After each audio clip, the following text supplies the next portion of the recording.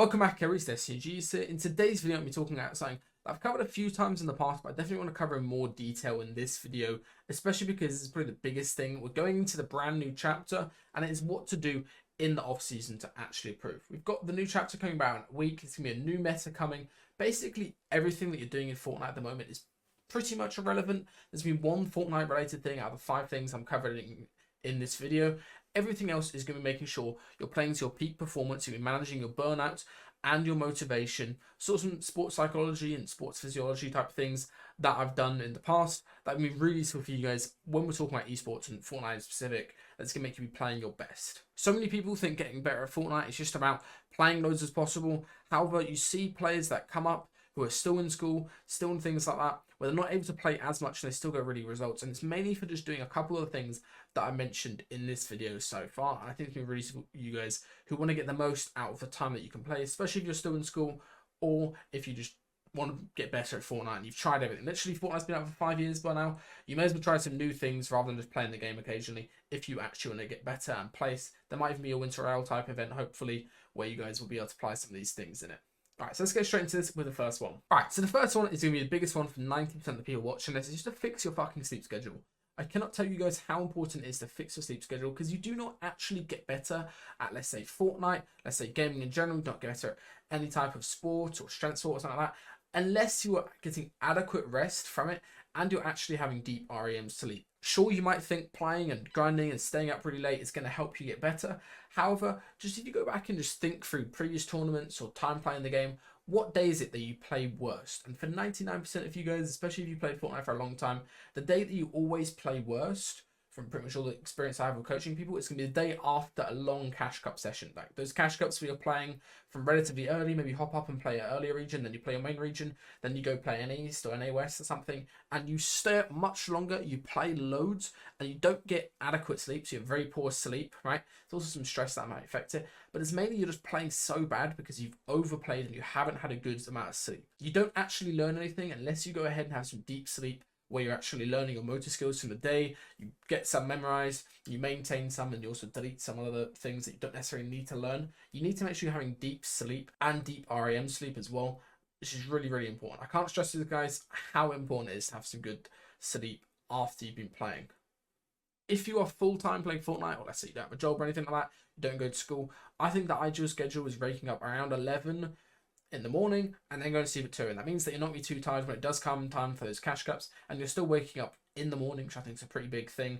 However, if you are in school, I'm just going to say to you guys now, if you're in school, you're working full time, you're better off playing less and making sure you've got more adequate sleep than trying to play more and ruining your sleep and only having like 6 hours of sleep. You need to make sure you get 8+ hours every single night and you have a good sleep schedule with that.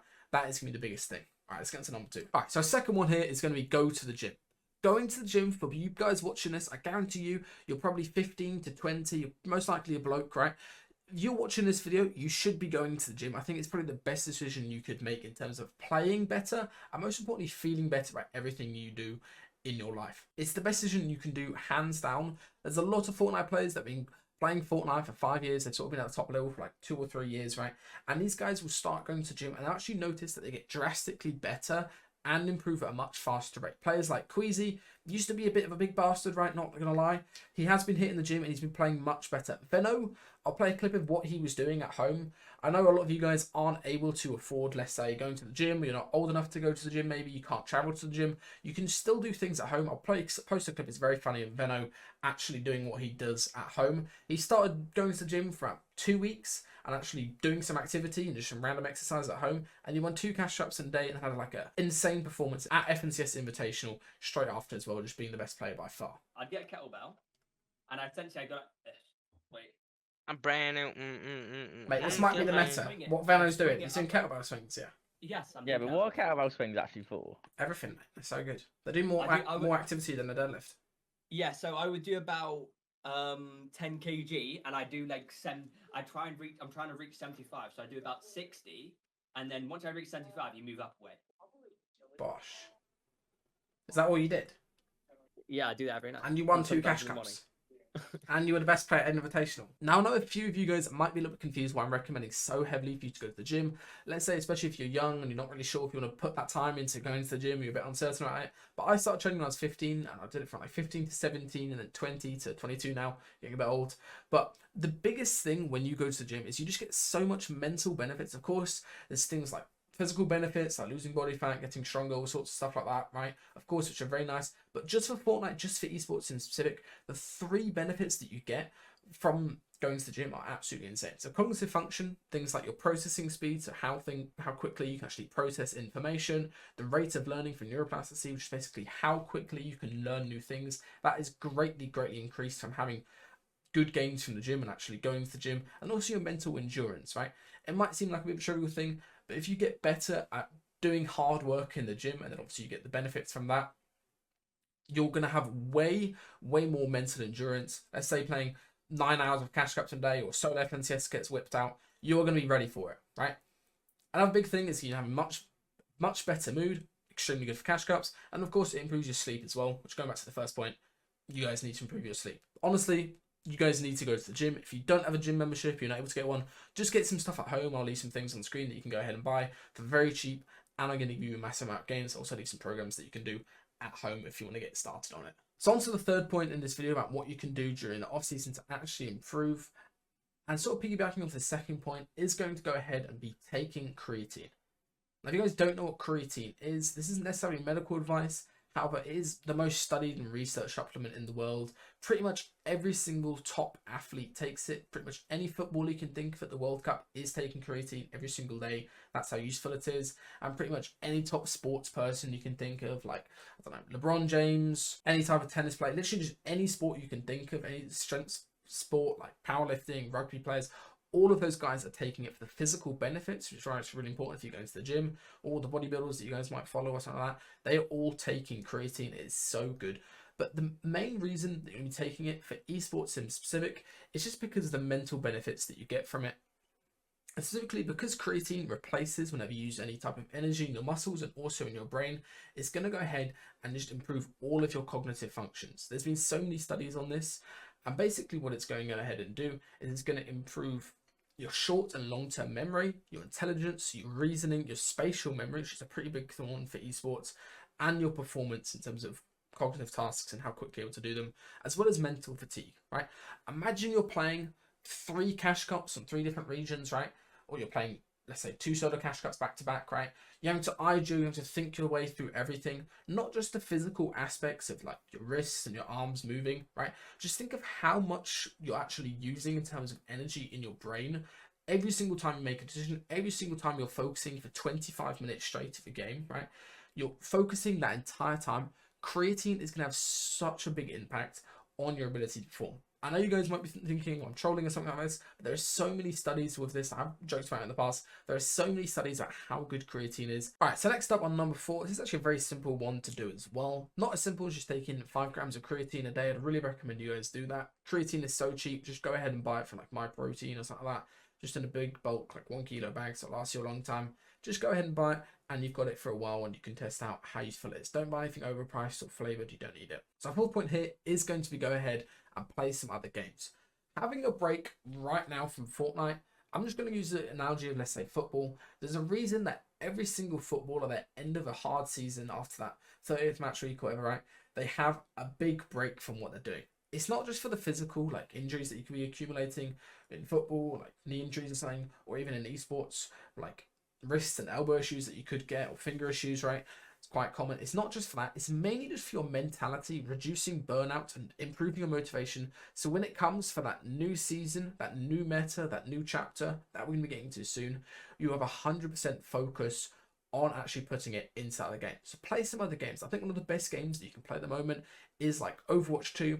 Good aim training, I would say. Very good transfer to Fortnite. It's a pretty good game to aim in, and it's got very good translation to Fortnite. Bloomy, I was playing 5 stacks of him. He literally did not play Fortnite for an entire week, or for like 2 weeks straight when we started playing it, and he didn't play Fortnite at all. And he managed to played 1 Cash Cup. He managed to make 9th in the grand finals of the Cash Cup, and qualify for his first cash cup of the season, which didn't really make sense, but that's just the power of how important it is to have a break, de-stress, get your motivation back, and obviously doing things like playing other games that are aim intensive is going to be pretty useful. You can't just, there's a big misconception, I think, with coaches or players where they think, okay, I need to grind really hard. It's off season. I can outwork the other people who are grinding. So you put all of this effort in and you sort of spike your graph of how fatigued you are. And then when the new season comes out, you can't just keep on 100% putting that effort in. You need to take a little bit of break, de-stress, reduce your expectations of how much work you've been doing. Don't do as much work. Let your fatigue reduce, let your CNS and all sorts of things like that, your mentality recover, and then the new season comes out, 100% effort from day one, slowly, gradually build up, I would say is probably better actually, and then you're going to get into a point where you're going to be playing to the best of your ability. Every single sport that is coached at a very decent level does things like this. I don't know why Fortnite isn't. I've been the one who's been saying take breaks and reduce burnout for like 2-3 years now. No one else is really saying it. It's very important for you guys to do. Make sure you do it. Okay, so after you've gone ahead and taken a break from Fortnite, you're playing some other games, you're going to slowly get that desire and that passion to actually want to play Fortnite again. I guess into our point number 5 here. Don't go straight back into it. As soon as you want to play a bit of Fortnite, don't just hop straight back on and play the hours straight. That's just not going to help with fatigue management and burnout and stuff like that. Instead, try to suppress the urge for playing for like 1 or 2 days. Try to ideally wait for the new season to come out. And then get in the habit of having a good routine. This is going to be my 5th point here. This is so good to have when the season starts, or even if you start playing a little bit earlier in the off season, right? Get in the habit of doing a nice, quick, under an hour, ideally I'd highly recommend, warm-up routine or aim training routine or piece control routine. Ideally try to copy it from a pro or a coach or something like that. Someone that knows what they're talking about, someone that's actually got results from doing that routine.